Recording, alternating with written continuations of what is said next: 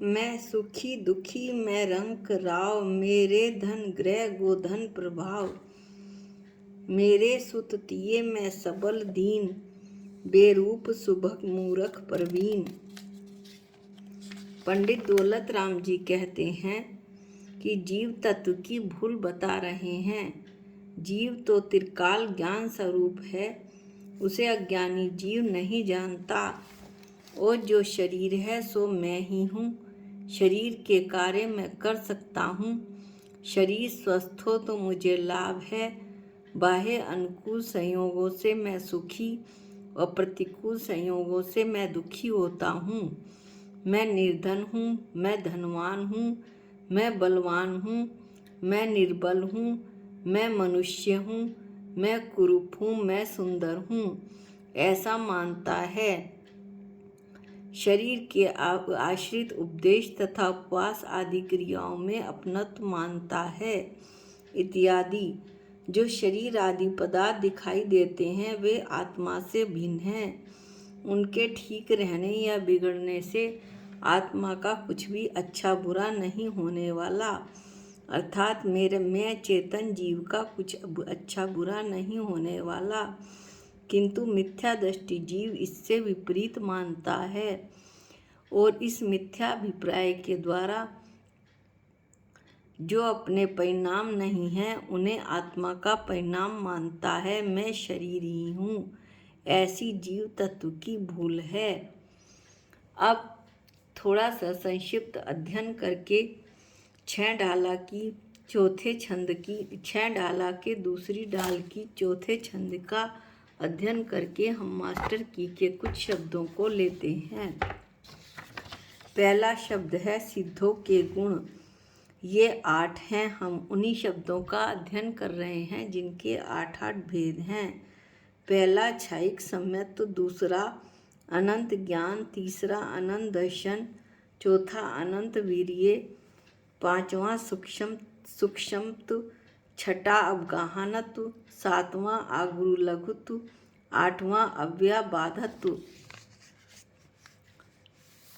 अवबोध प्रश्न, सत्य, संख्या, क्षेत्र, स्पर्शन, काल, अंतर, भाव और अल्प बहुत, इन 8 अनुयोगों के द्वारा भी तत्वों रत्नत्रय का ज्ञान होता है। इन 8 को अवबोध प्रश्न भी कहते हैं। सत्य यानी अस्तित्व यानी होना, संख्या गिनती, क्षेत्र वर्तमान निवास स्थान, स्पर्शन तीनों काल संबंधी निवास स्थान, काल रहने और ठहरने की मर्यादा, अंतर विरह काल, भाव अवस्था परिणाम विशेष, अल्प बहुत थोड़ा बहुत पना। सम्यक दर्शन पर इसको घटाते हैं दृष्टांत के रूप में। सत्य, सम्यक तो आत्मा का गुण है, इसलिए शक्ति रूप तो सब जीवों में पाया जाता है, पर यह केवल भव्य जीवों में ही प्रकट होता है। संख्या, संसार में सम्यक दृष्टि पल्ले के असंख्यातवें भाग के प्रमाण हैं और मुक्त सम्यक दृष्टि अनंत हैं। तीसरा भेद है क्षेत्र। अवबोध प्रश्न का तीसरा भेद है क्षेत्र। त्रस नाड़ी में कुछ स्थान अर्थात लोक का असंख्यातवां भाग और केवली समुद्घात की अपेक्षा सर्वलोक। स्पर्शन, त्रस नाड़ी का बहुत भाग और केवली समुद्घात की अपेक्षा सर्वलोक। काल, एक जीव की अपेक्षा साधी शांत जगन्य अंतर्मुहूर्त। उत्कृष्ट काल 66 सागर से कुछ अधिक या साधी अनंत दोनों प्रकार का पाया जाता है, पर नाना जीवों की अपेक्षा यह अनादि अनंत है, क्योंकि सम्यक दृष्टि जीव सदा पाए जाते हैं।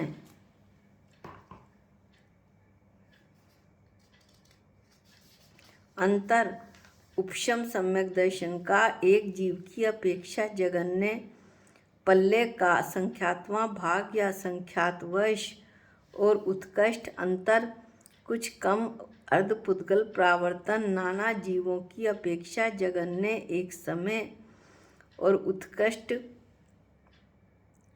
अंतर, 7 दिन और रात, क्षयिक निरंतर, क्षैप्शमिक का जगन्य अंतर्मूर्त, जगन्य अंतर्मूर्त और उत्कृष्ट कुछ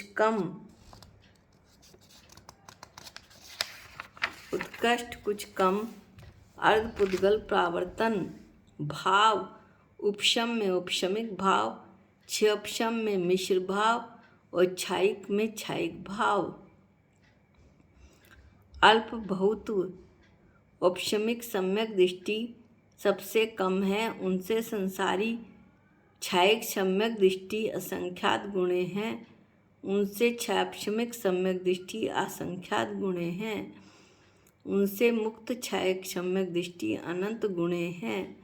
जीव सत मैं सुखी हूँ दुखी हूँ रूप सम संवेदन अब जीव पर घटा रहे हैं। संख्या अनंतानंत, क्षेत्र त्रिलोक, स्पर्शन त्रिलोक, कार त्रिकाल, अनादि अनंत, अंतर निरंतर, भाव औपशमिक, क्षयिक, मिश्र, औदायिक, परिणामिक, ये 5 असाधारण भाव होते हैं जीव के। अल्प बहुत सबसे कम त्रसों से अनंत गुणे सिद्ध और सिद्धों से अनंत गुणे स्थावर। इस प्रकार से इन 8 अनुयोगों या 8 अवबोध प्रश्न को हमने सम्यक दर्शन और जीव पर घटाया और इसका संक्षिप्त अध्ययन किया। अब अगला शब्द है मंगल द्रव्य। छत्र, चमर, झारी, कलश, पंखा,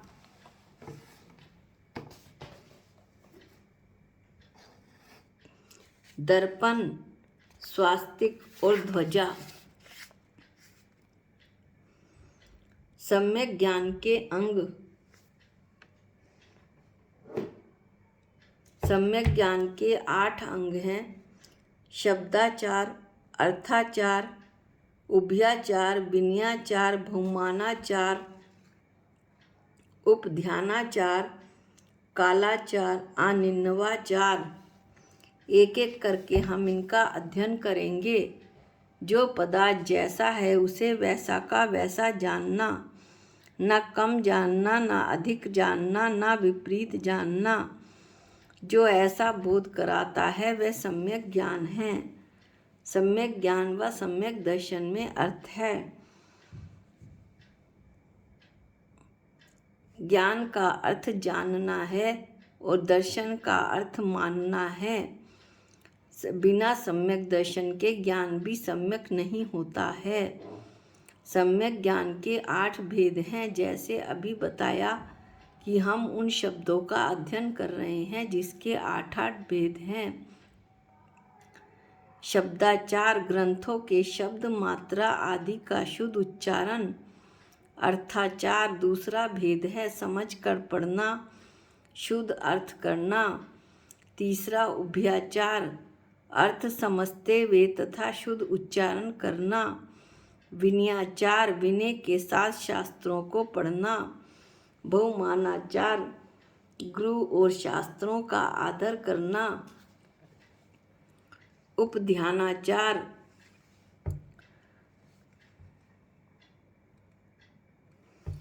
धारणा पूर्वक ज्ञान आराधना करना और उसे बार बार करना, कुछ नियम लेकर पढ़ना।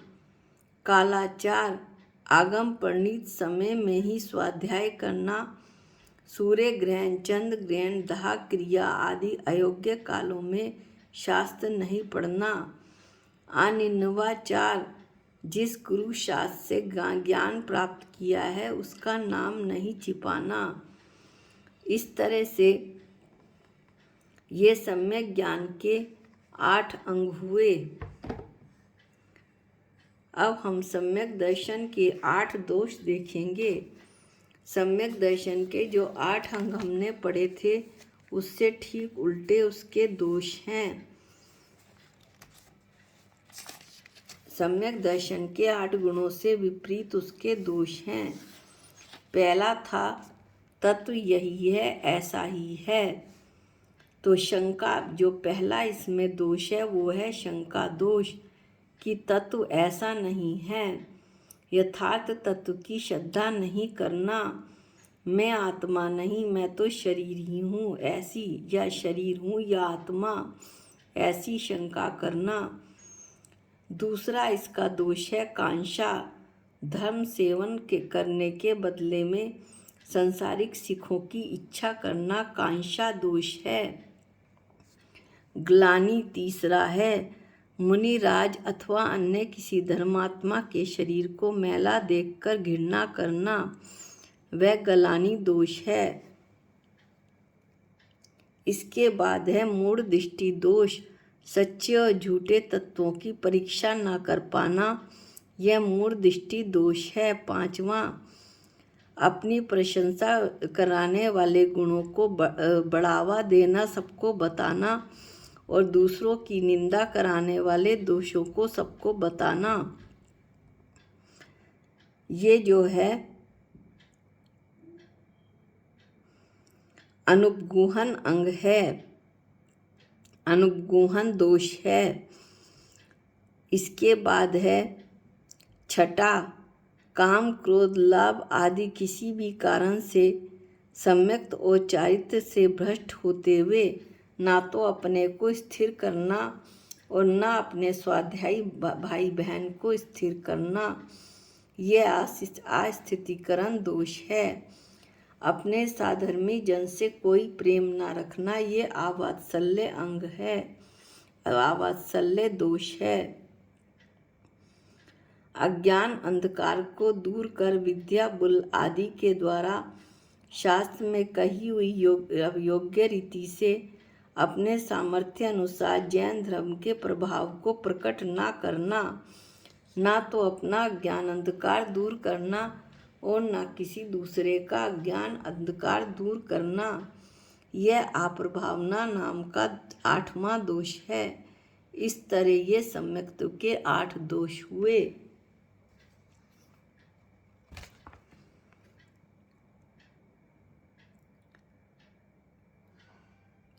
अब हम पढ़ेंगे, बहुत ही सुंदर शब्द है ये, और इसका वर्णन वैसे तो कई बार आ चुका है, लेकिन हम इसका नाम नहीं जानते कि इसे क्या कहते हैं। अष्ट प्रवचन मातृका, इसमें 5 समिति और 3 गुप्ती आती हैं। 5 समिति क्रिया समिति, भाषा समिति, ऐषणा, आदान निक्षेपण और प्रतिष्ठापन समिति, और 3 गुप्ती मन गुप्ती, वचन गुप्ती और काय गुप्ती, इन्हें अष्ट प्रवचन मातृका कहते हैं। इसके बाद अगला शब्द है मध्यम कषाय अष्टक। मध्यम कषाय अष्टक 8 हैं।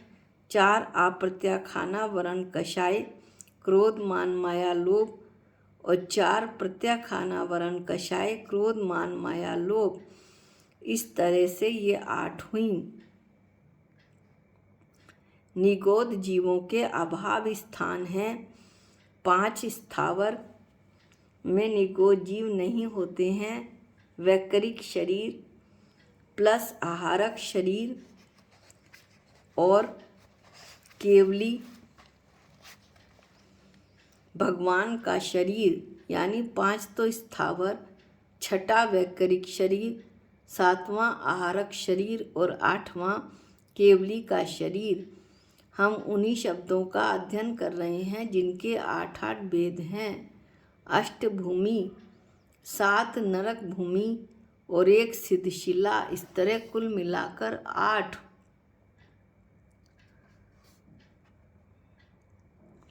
इसके बाद है ज्ञान मार्गणा।